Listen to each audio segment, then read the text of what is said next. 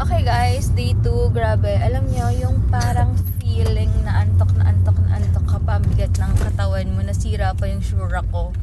For some reason, nasira siya. Ewan ko, okay naman siya.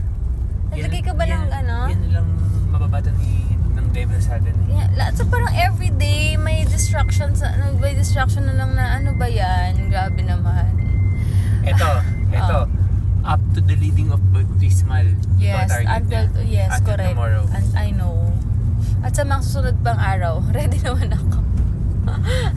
Na nakakatawa lang yung experience na to na nag-victory weekend kami. Tomorrow yung baptism namin yan. Ito yung nangyayari ngayon. But anyway, alam nyo, mas naging grateful at thankful ako sa buhay ko na nung nag-personal one-to-one kami ni Sistine kasi after nun, may pinasagot sila yung about sa mga kuanik-anik kung past na, or in struggles pa rin siya sa'yo ngayon. Puro ako past. Tapos tinanong niya yung past ko, saan ako lumaki, ganyan. Tapos sabi ko, lumaki ako sa lola ko, walang mommy and daddy na ganyan. Sabi ko lahat, everything, very open ako sa kanya.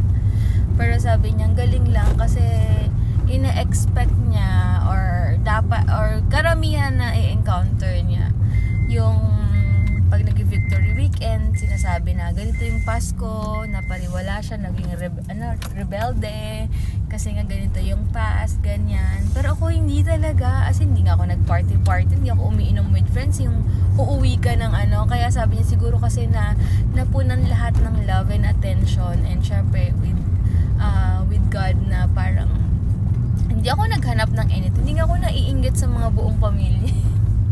Wala, as in parang Kasi bumuo ka na sarili mong pamilya. sa akin po, doon pa lang sa bahay, no, yung parang hindi nga ako naghanap, yung na-meet ko yung dad ko nung high school, pero wala ko na feel na anything. Wala, as in yun, kaya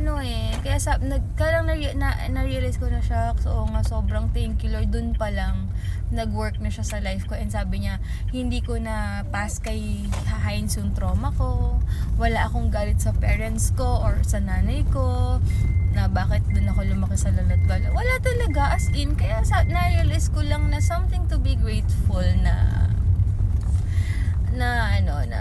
ganito, na hindi ako sa masasabi ko na ma'am niya napakabait mo naman, puro lahat to pass. Tapos naging honest lang ako sa mga sagot ko kasi yun yung totoong nararamdaman ko at hindi ko siya nadala kay Heinz, 'di ba daddy, na parang yung trauma ko na wala akong parents. Pero nakakatuwa, hindi buo, pero kila Heinz na-meet ko, buo yung parents niya.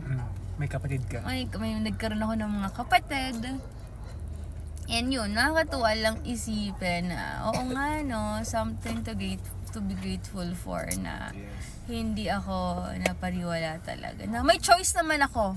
Sobra, kung gugustuhin ko, sabi ko nga sa kay Sistine, dapat ba magsisi ako hindi ko nasulit yung kabataan ko? Yan lang. So, ayun, sana namin si mama kasi yung tito ko nasa ICU naman. Doon muna siya, na-stroke siya, so doon muna si mama, tapos basta everything, basta ayoko muna magpa-distract or anything, so yun lang, secret. Sige guys, bye.